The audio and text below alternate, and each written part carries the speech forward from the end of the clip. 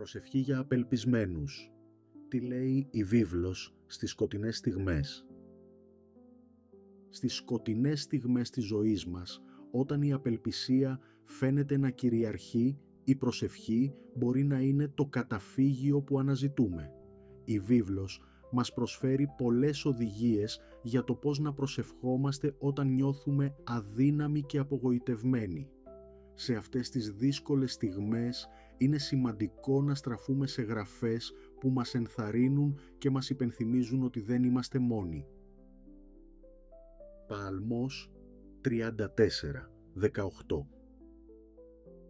Ο Κύριος είναι κοντά στους συντετριμμένους στην καρδιά και σώζει τους ταπεινούς στο πνεύμα.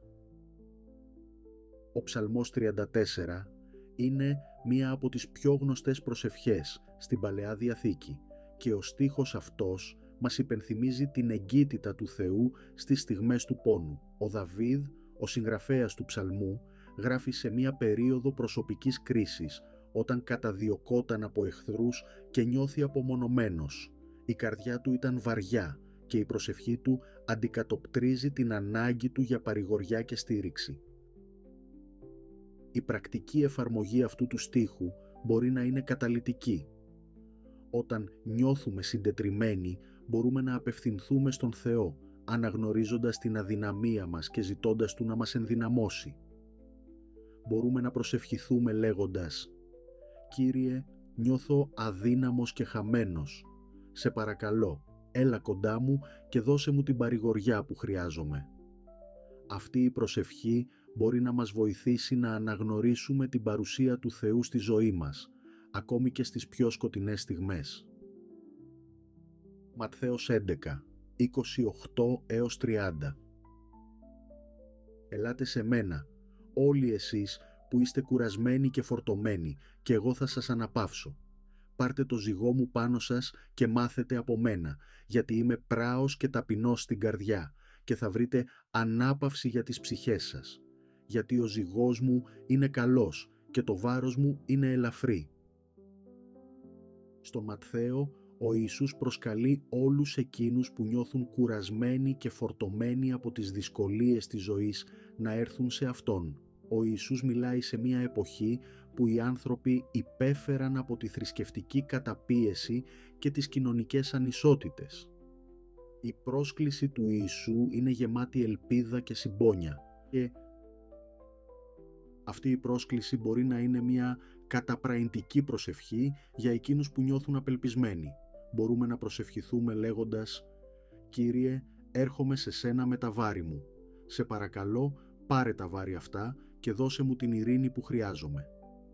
Αυτή η προσευχή μπορεί να μας βοηθήσει να απαλλαγούμε από το βάρος των ανησυχιών μας και να βρούμε τη γαλήνη μέσα από την εμπιστοσύνη στον Θεό.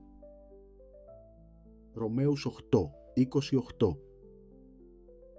Και γνωρίζουμε ότι όλα τα πράγματα συνεργούν προς το καλό εκείνων που αγαπούν τον Θεό, εκείνων που είναι καλεσμένοι σύμφωνα με τον σκοπό Του. Ο Παύλος γράφει στους Ρωμαίους για την ελπίδα και την υπόσχεση που έχουμε ως πιστοί, ακόμα και στις πιο δύσκολες καταστάσεις. Η επιστολή αυτή γράφτηκε σε μία εποχή που οι χριστιανοί αντιμετώπιζαν διωγμούς και προκλήσεις. Ο Παύλος προσφέρει μια θετική προοπτική για τις δοκιμασίες της ζωής. Αυτή η αλήθεια μπορεί να γίνει πηγή ελπίδας στις δικές μας δύσκολες στιγμές. Μπορούμε να προσευχηθούμε «Κύριε, βοήθησέ με να βλέπω το καλό που μπορεί να προκύψει από τις δυσκολίες μου. Πίστευω ότι Εσύ έχεις έναν σκοπό για μένα». Αυτή η προσευχή μπορεί να μας ενθαρρύνει να αναζητούμε την καλή πλευρά των καταστάσεων και να εμπιστευτούμε ότι ο Θεός εργάζεται για το καλό μας. Η προσευχή για τους απελπισμένους είναι ένα σημαντικό εργαλείο στην πνευματική μας ζωή.